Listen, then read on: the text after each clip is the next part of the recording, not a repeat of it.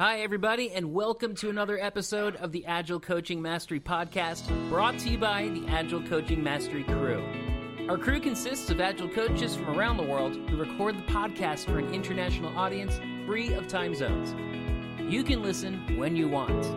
We do this to help increase the skills, knowledge, and experience across the Agile coaching industry, and it's for free. Every week, we'll be exploring another part of this wonderful Agile coaching landscape, and each episode is recorded live and unscripted on Friday. Let's join the crew for this week's episode. This week's host is Ross.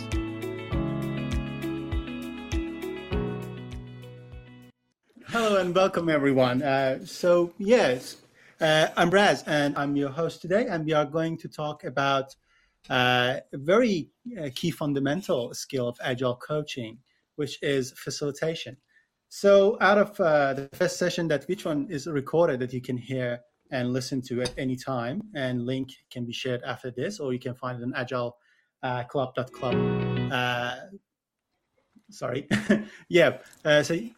So what we are going to do is going to discuss what is facilitation and who is the facilitator, and three main key points out of that, and then discuss a little bit further and a deep dive. And you're welcome to ask a question. And if you have anything, to just raise your hand.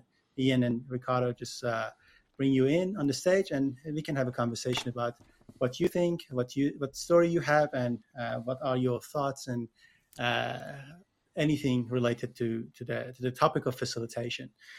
So a quick scene, if I want to set the scene. So if you're familiar with the Agile Coaching Competency Framework, which written by Lisa Atkins almost in 2010, there is a facilitation as a core skill for Agile coaches. And taking that, also we are using Agile definition of facilitation, which says facilitation is helping a group identify a common objective and offering group processes to achieve those outcomes while maintaining neutrality. And the role of facilitator also defined as a neutral process holder who guides a group through processes that help individual teams and organizations to come to a solution and make decisions. So we have these two definitions of Agile coaches as a facilitator. And I would like to take 3 key points out of these two definitions. The first one is neutrality.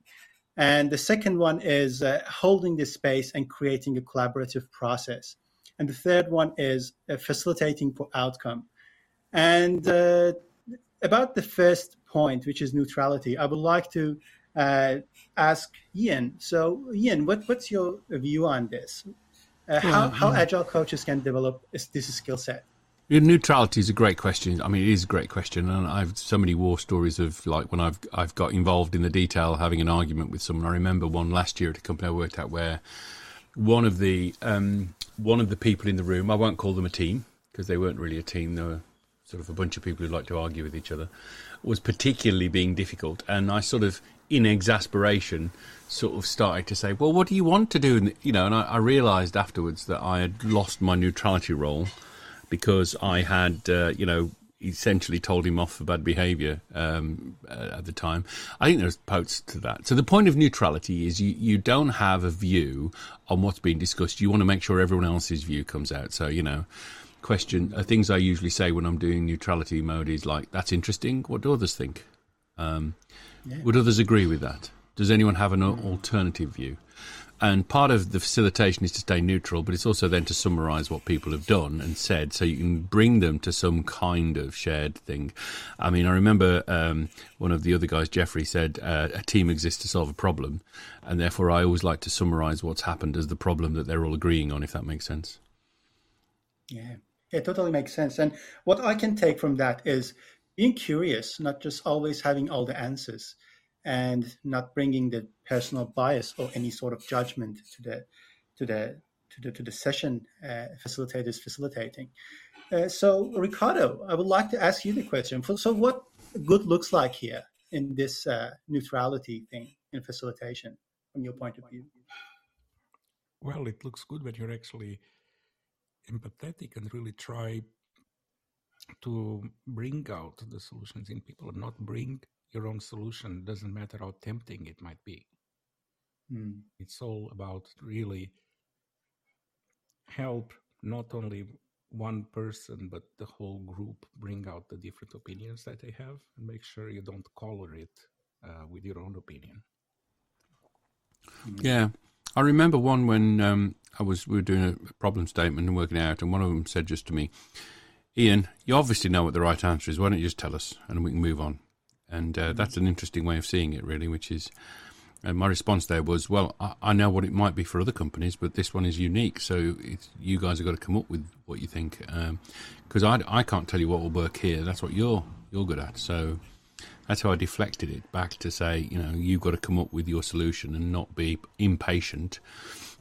And then the other thing I'd just say, I love room bounce, which is, I deliberately go, let's do a room bounce. That means everybody gets to have a minute of what their opinion is, which doesn't half help with dominant characters and people who are quiet. Literally everyone. I'm going to do a room bounce. Raz, what do you think? Oh, thank you. Andrew, what do you think? Oh, thank you. Ricardo, what do you think? Oh, thank you.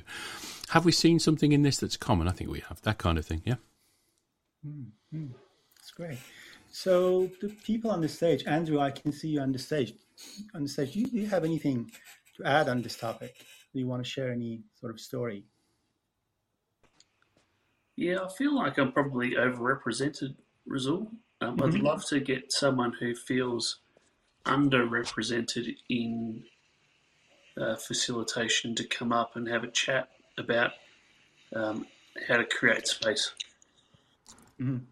Yeah, if you're in the audience, you want to come up and ask a question or give your opinion, you just put your hand up. Let me explain that if you don't know how to do it. And hi, Will, I've just seen you there as well. Next to the leave quietly button, please don't press that. We don't want you to leave quietly.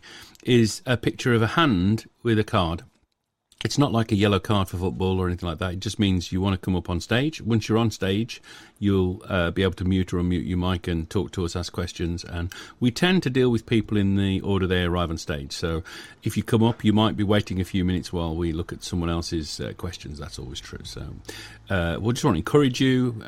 If you want to come up and talk about facilitation and create an open space, just put your card up in the air, as it were. We'll see that, and we'll be delighted for you to join us on stage. The more on stage, the better, is my opinion.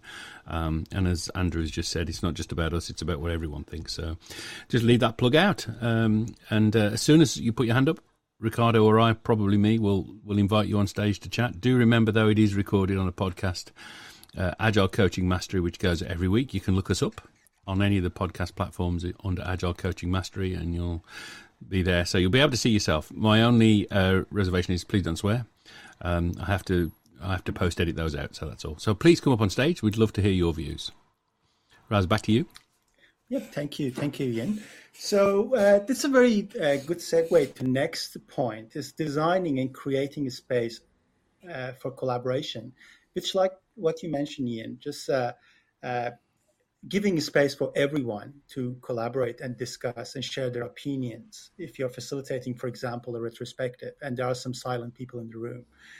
And I'm wondering, what are the skills that Agile coaches can develop or they require to give voice or to create such a space and design such a process and hold it and execute it, that everyone is heard and all the opinions are captured or gathered to some extent, not everyone's opinion of just facilitating a session for 100 people. That's not the case, right? But what are the things? What's the secret sauce here? Do we have a secret sauce? Ricardo, to you. Not the secret sauce, but I found it this year since COVID started and since we started holding remote meetings to be a lot easier to reuse facilitations, because it could create a facilitation space, and to get people that were even too shy to add a sticky to a board. Since they were doing it remotely, I got a lot more collaboration in my meetings. Are you guys experiencing the same? Yeah, again, that's a curiosity, right? So what's your view, Ian, about this one? Yeah, I think how you create open spaces, it just depends on the size, doesn't it? So if you've got like 6 or 7 people in, my view as a facilitator is you need lots of tools you can use to get opinions and get people to talk. And so training from the back of the room books, just looking for the actual title of it. Give me a second. I've usually got it next. Here we go. So Training from the Back of the Room is a great book full of those techniques. That's Sharon L. Bowman's book. If you saw me or you heard me moving around, it was because I just went to check the title out.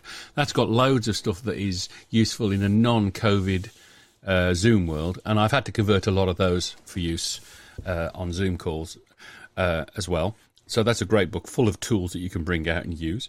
I think size does matter. So, up to 10 people, probably you've got those room bounce techniques. Maybe put a number in the chat. That's one I use a lot, which is on a scale of 1 to 5, how are you feeling? Put a number in the chat, please. And then go, okay, would anyone like to comment on their number? It's a very English way of doing it. I'm sure yours would go, Ian, why have you put a 1 in, you scumbag? But, the different people have different ways of doing it, don't they? So that's a technique I'd use. If you get into bigger group numbers, facilitation on Zoom or even, in a room, then Liberating Structures has a lot of little ways of doing that that's really good. liberatingstructures.com. And the one that everyone loves there is 1, 2, 4 all, which is essentially you start by asking everyone silently. I call it write for 5, which is for 5 minutes, just write down what you think yourself. And then 1, 2, 4 all is next you go into pairs and discuss and synthesize what you both said. And that really doesn't work in Zooms because breakouts of 2 can get very fiddly to sort out. But in physical rooms, 2 is great. And then 4 is you put 4 people together and do that. And you can do that with Zooms as well. And then all is everybody. And so you sort of build it up like as a pyramid. But that's only one of many tools in that liberatingstructures.com work. I think, if I remember correctly, there's 29. I could have got that wrong. Yep. But so my view is, as a facilitator, what you need, it's a bit like if you're a plasterer, you need to know your tools, don't you? You need to know your tools. And then you look at the situation and say, okay, in this situation, I need to do that one. So, if it's, really early days for a group, you've probably got to do a bit more work on getting them to create an expressive mode, you might start. Sometimes I think facilitators, you just got to get them in a good mood. In NLP techniques, there's a sort of called modal reference, which is, I've just done a training course where one of the days everyone was really flat. I do IC Agile training for the coaching. And one of them was really flat. So I said, let's do a warm-up exercise. What's the best holiday you've ever been on? And why? And so we did that and went around the room. Everybody did it. Took a while, frankly. Time I hadn't got on the course, but the room was really low. And by the end of it, everyone was just really happy because they were remembering some great holidays they'd had in the past. So that got the room moving and flowing a bit. And then we went straight into a write for 5. Yeah, fantastic. Thank you, Ian, because that's a very great technique. 1, 2, 4, and all.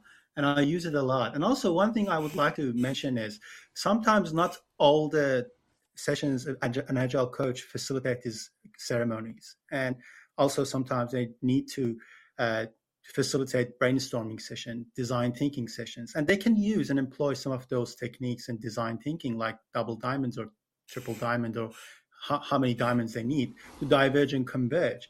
And holding that space, and also, as you mentioned, Ian, inviting people to participate. And that requires designing, that requires thinking prior to the session. And I think Agile coaches need to spend some time thinking, designing, and really creating some sort of run sheet for themselves to go through that run sheet and create such a space for possibility and emergence. And they can employ a lot of techniques like double diamonds, like 1, 2, 4, all, and other liberating structure. And I'm wondering what other success stories or tools you're recommending. So, well, can I Reza, can I rewind you just for 1 second? I mean, sure. I always imagine it like, again, my analogy, I always try and use physical analogies. I imagine I'm like a plumber arriving with my toolkit.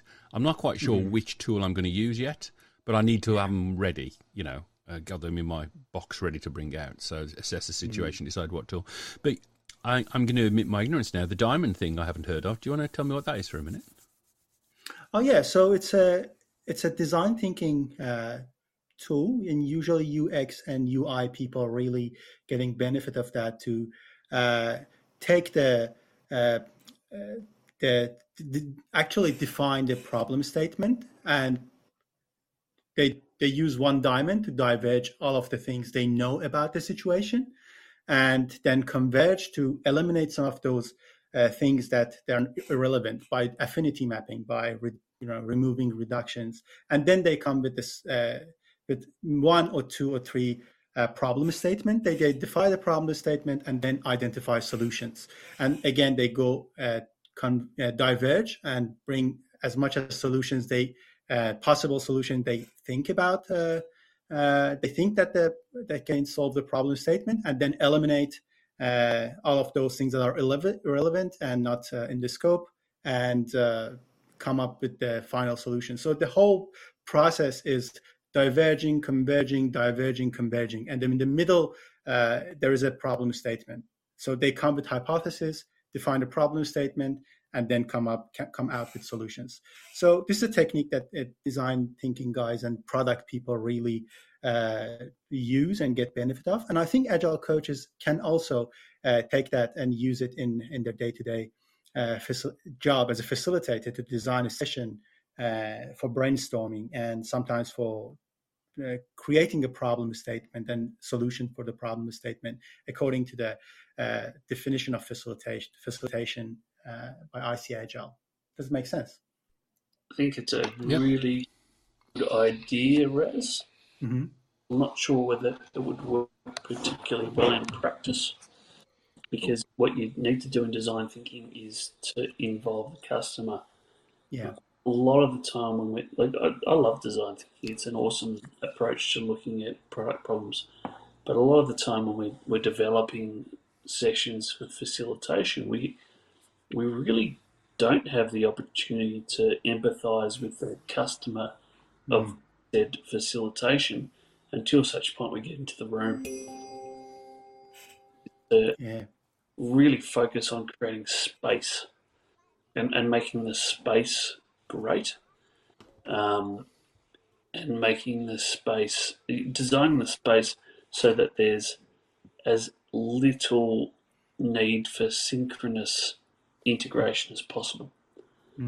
So if we can create a space where people can kind of go, all right, we need to come together to solve some stuff, then we need to go away from each other and solve some stuff, and then we need to come back to each other to solve the contention. It's if you can create the space like that, that's how you get great outcomes. It's a bit like 1, 2, 4 all, isn't it? In the sense that you. Where I use the facilitation diamond, and if you look at the liberating structures, a lot of them are on one or the other side of the diamond. Actually, you call it a diamond because you have like a divergence, it draws one, and then convergence, which draws another triangle that converge. When we do kickoffs of new initiatives, one thing I do a lot, it's kind of a pattern that everyone that works with me is already used to. I invite some people to give a quick presentation, 10 minutes, on what are we doing this and what do we know about how we are doing this. Typically, it could be some kind of business owner, it could be some kind of architect. Yep. Then I ask everyone, did you guys understand this? And everyone says, yeah, we're ready to go. Okay. Then let's split into X groups, randomize the people, and ask them to draw what they understood. Give them 15 minutes, and then ask them to present to each other.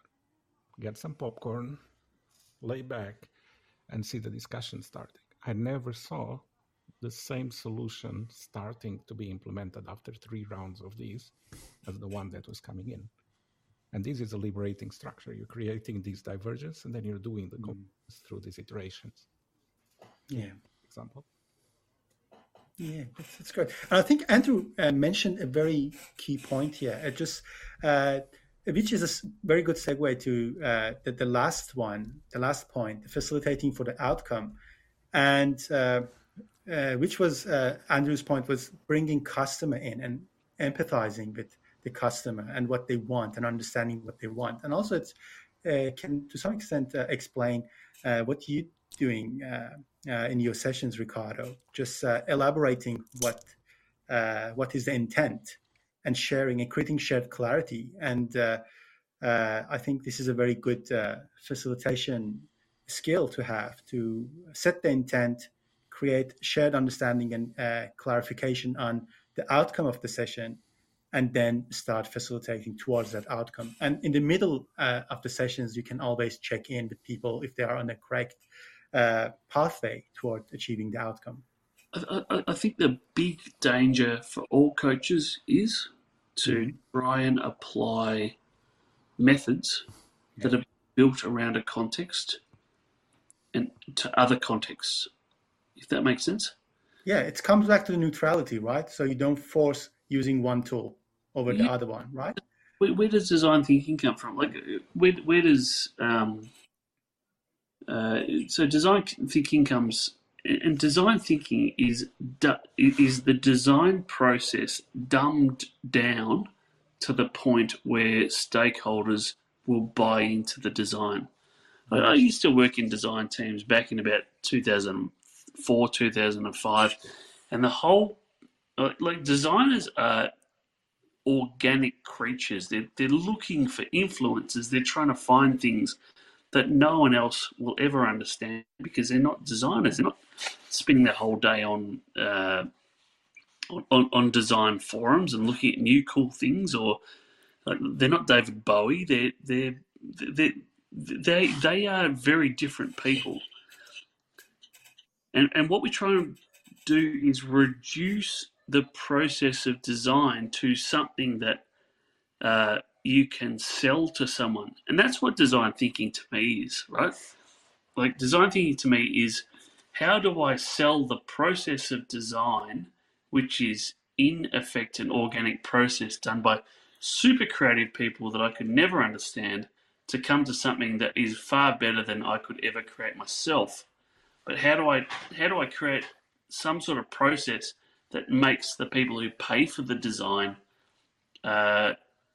intrigued and interested and committed to what comes out the other side? I don't see design thinking as a process of creativity. I see it as a process of reduction. So I'm really wary when we go into conversations about using design thinking for things that are outside of that context. Yeah, well, if I think about point, so it comes back to the fact that we are creating.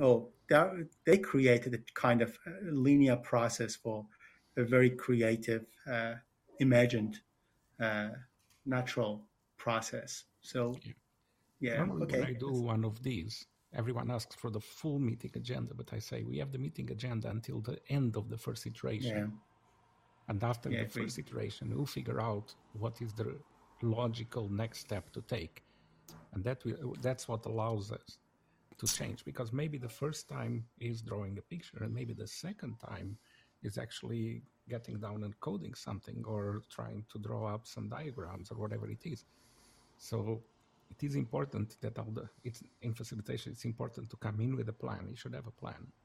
And you should know that you probably will need to deviate from that plan and have the tool set, like Ian was saying, that will allow you to apply different tools at different times. But it's still very good to foresee the normal way that this meeting or this session or this set of sessions could be will go is like this, but then iterate as you go.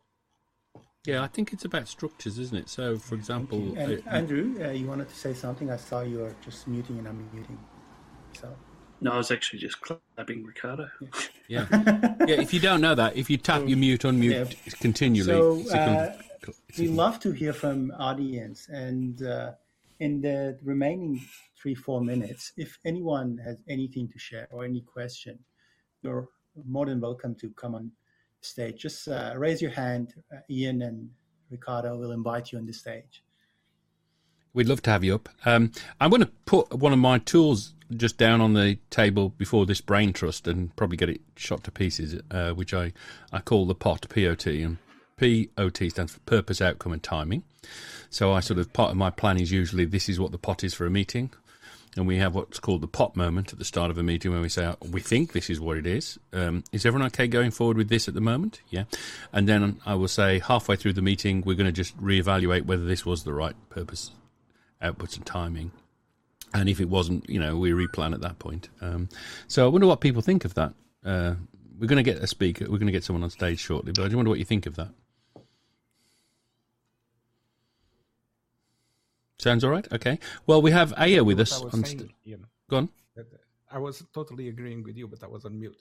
So that reevaluation is what I was calling looping or iterating. It's very important because if you're not learning anything during the meeting, why are you having the meeting at all?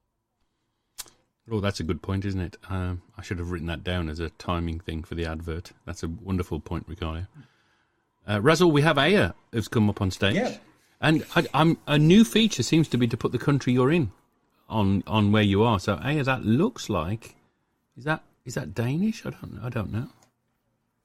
Hi. The flag. Well, the flag Egyptian. Egyptian. Okay.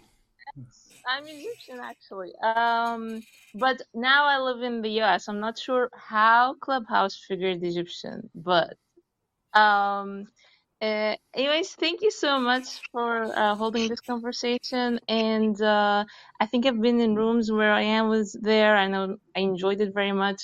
I'm here to actually ask a question. So I'm in a team that's a bit small, like kind of a 4 developers team. And our leader, like the Scrum Master, also is leaving the team. And we are in a situation that we're going to go with the flow without a leader or a Scrum Master. I myself worked in Agile environments for like 11 or 12 years, and I'm a person who like love Agile in a way. I think my team also have been working in Agile environments for a few years too. My question is, in situation like this, where you kind of like don't have like the facilitator or like, I would say rely on the idea of self-organized team more, how could you move forward? Can I answer that one? Go ahead. So I think that like the whole role, like I don't actually think Agile Coach is a role. I don't think Scrum Master is a role. I think it's a responsibility of the team to clearly articulate the things that you need to do, and then to make sure that there's capacity in the team to make sure that those things happen. So when you're first rolling out Agile, you might bring a coach in, you might bring a consultancy in, but at some point you need to actually take responsibility for that yourself as a team. And I say that as someone who has a vested interest in consulting as a business model, that the best teams take responsibility for working out how do we spread the responsibility for this stuff between the members of the team, and how do we rotate it so that it doesn't get boring for everyone. So what I would do is basically say, what are the responsibilities of that role that we've relied on the person that has left the team for, and how do we allocate those out, and how do we make sure that they're not permanently allocated out so they stay interesting for the people in the team. Yeah, I'd add exactly what Andrew said, which is the original story on why Scrum Masters exist. So the first Scrums at Bell Laboratories, Jeff Sutherland tells a story of this, that actually they worked out they needed this, what you call responsibilities, Andrew. Certain things needed to be facilitated. Frankly, it was a high coding team. Nobody wanted to do these things, so they decided they were going to rotate it around the team every sprint. A different person would do it each sprint deliberately.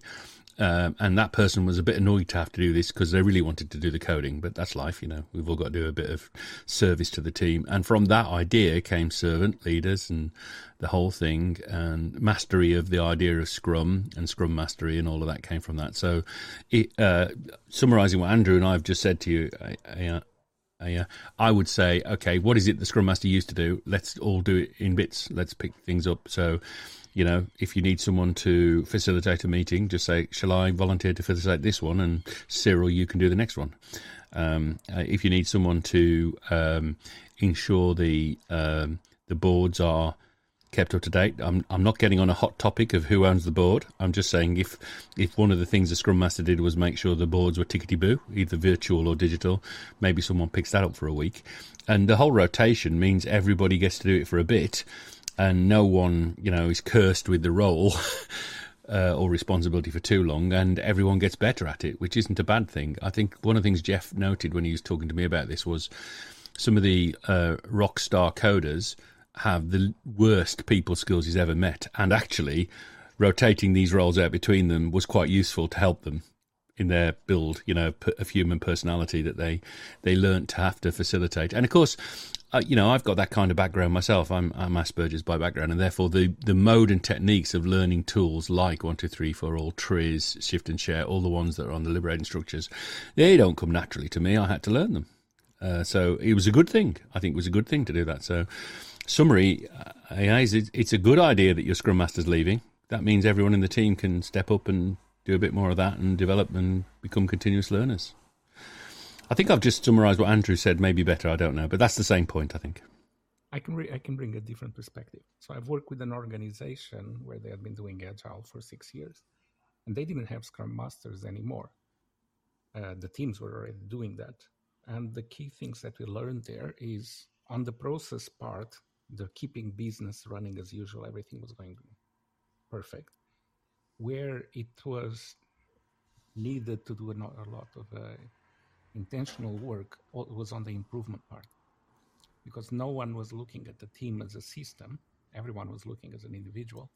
It was a lot harder to get improvement. So that's one area that I would make sure that you guys double invest in your retrospectives to be able to continue improving, because keeping the process, the development process running, the boards tidy, the meetings facilitated, that works all right.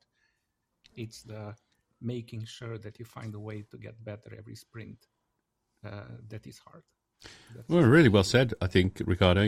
My advice is announce yourself as chief retrospective facilitator, and that's probably the more interesting side of everything a Scrum Master sometimes picks up. Again, you could argue that the retrospective is not owned by the Scrum Master, it's owned by the team. I agree with that as well.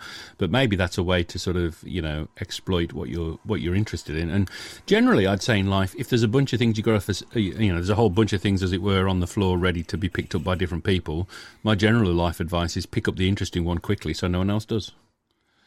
And then you can claim forever that you don't need to pick anything else up because you've already got one up, that kind of thing. So... if you say, I'll look after the retrospectives, someone else will have to look after everything else. You're sort of in a good position, I think. Did it help you? Yeah, thank you so much for all the answers. Actually, it really helped. And I like the new perspective because I'm thinking, and please, I'll be honest here. Many times I feel like we're practicing fake Agile, and I feel like with the absence of the leader, it will happen eventually, unless like someone would just like speak up for the team and do that. And I feel like I'm the person who mostly do that while the leader was here. I'm not sure about the position right now, and I'm not sure if you get me with this point. I'm so sorry. what does fake Agile mean? I have a word for it. Are you practicing zombie Scrum? Fragile, I guess. Like fragile, yeah. Yeah, fragile, right? Are you familiar with this yes, concept? Yes. Okay. Yes. Exactly. So that's what I meant by fake Agile. A fair bit of experience with Agile, and what I recommend is starting with metrics. So if you get an organization in that is trying to sell Agile without understanding what Agile is, and you'll see, I've written an article or two about it, but it's basically, if you see an organisation that comes in and says, we will take headcount out, or we'll take cost out, or we will, there's a range of symptoms that are pretty obvious. then you're probably moving to a point where the idea of agility in your organization is based on how much cost we can take out rather than what benefits we can get from agility. So I've got a few things. If you focus on flow metrics, so the number one thing that you can focus on is a lead time. Get a measure for how long it takes for something that you want to do to get into the hands of the customer. And the second one is what percentage of demand on your change or product or tech teams is failure related versus being value related. So if you can just measure those two things, then the conversation shifts away from the esoteric and the I want to make teams fluffy good to the I want to make teams good. I think what you said you, there, Andrew, was brilliant, but you were cutting out a bit as well. Just I ran had a clear objective on that. Customer lead time was 221 days, and the objective was in 1 year to bring it down to 75 days. And that helped so much with making every single decision along the way. Knowing what your metric is now, knowing what your target is, and knowing how long you want to take to reach there.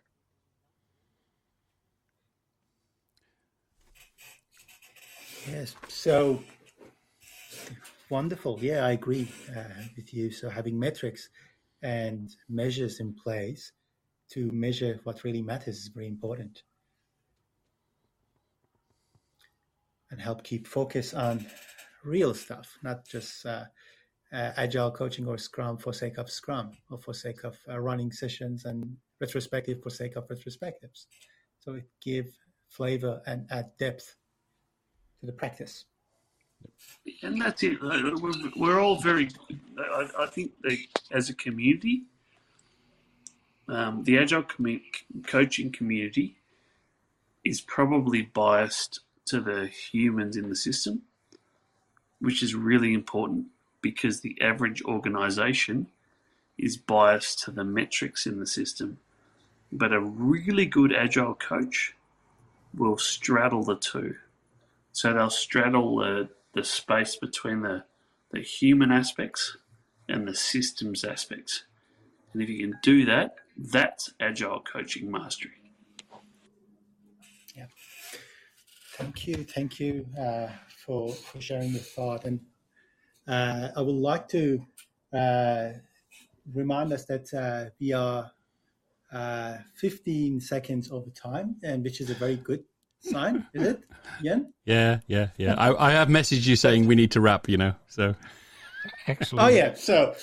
10 minutes and 15 seconds over time. Yeah. Oh, my bad then. I can't count the time. But which means that we had a very good conversation and very deep conversation on some of the key aspects of Agile coaching, just facilitation, and also discuss what is facilitation means and bring some tools and techniques to the table, which Agile coaches can use, like 1, 2, 4 all techniques and some other techniques from liberating structure. And we had a very good conversation. And I would like to conclude and thanks everyone for being with us today and for those people who are listening to the podcast. And I would like to hand over to Ian for his magic. Okay, well, I don't know magic. I really want to thank Aya for coming up and asking a great question. Aya, you are a star. Thank you very much for doing that. Please continue to do that every week. I always think it's a good thing to say what the highlight is. I actually loved Andrew's final quote about mastery is about straddling people and systems as well. I thought that was really, really fantastic as well. So, thank you for listening. Raz, thank you for chairing and bringing a lovely subject to us. I think we're good to go, as they say. So here comes this strange man with the, bye-byes. That's it for this week. You've been listening to the Agile Coaching Mastery Podcast, brought to you by the Agile Coaching Mastery crew. If you want to join the live recording or give us feedback, reach out to us on agileclub.club and look for the Agile Coaching Mastery Conversation. Or find us on Clubhouse, look for Agile Club. Join us next week for more fun and free thinking.